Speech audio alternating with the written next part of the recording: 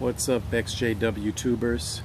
Gene here, Truth Survives 411, checking in with you, and wanted to discuss a topic that I've been thinking about for quite a while, given the consequences that comes with those that leave Jehovah's Witnesses, and that is this idea of baptism and those that get baptized, what's really happening there by virtue of answering those two questions.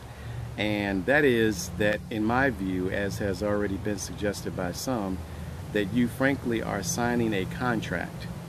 You are signing a contract with Jehovah's Witnesses or the Watchtower Bible and Tract Society when you get baptized. And a fair question I think that should be asked when you think about that is that right? Is that healthy for an individual, especially, let's just say, in the case of young people, very young people, kids even, to enter into a contract with a corporation posing as a religion, with the idea that once you perhaps awaken and change your mind or your convictions about what you believed at one point, you no longer do agree. Is that right for a corporation to essentially sentence you to a future that is going to include such an inhumane treatment as shunning, taking away your dignity, taking away your humanity, because you have perhaps come into awareness that there are certain facts and figures and circumstances about this organization that you didn't know at the time of your baptism. I think it's something that is largely overlooked. Especially, we know, within the JW community itself. They see it as a step of attaching oneself to God, some higher ideal, with the idea that nothing but blessings are in their future, when in fact we know the truth of the matter is so much different, so much more different.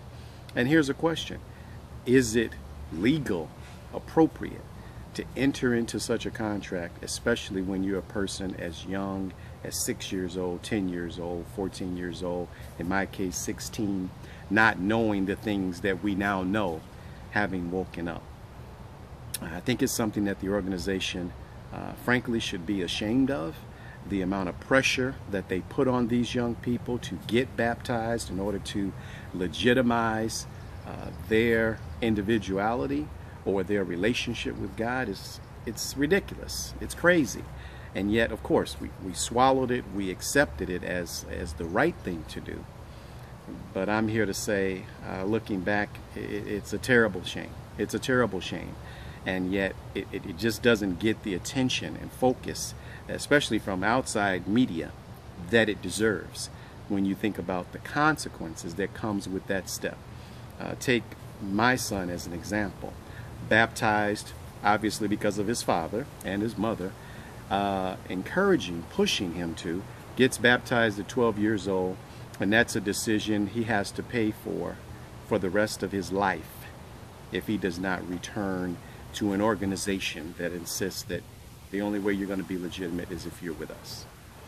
So now here we are 6, 7, 8 years later, he changes his mind about said religion, and now he has to deal with the inhumane consequences and treatment that comes about because of shunning, or because of individuals judging a personal choice that he makes to move on with this life. Terrible, terrible thing. So any JWs or thinking JWs or questioning JWs, those that are thinking about becoming JWs that might be watching this video, ask yourself, is a corporation, a religious corporation, truly backed by God if they're essentially forcing and pressuring tender-aged young people to enter into essentially what is a contract with this organization for the rest of their lives, understanding that they can come into an awareness or knowledge of things that at this point they don't have? Ask yourself, is that really a sign of some organization that's run by God? Something to think about. Tell me what you think. All right, guys, take care.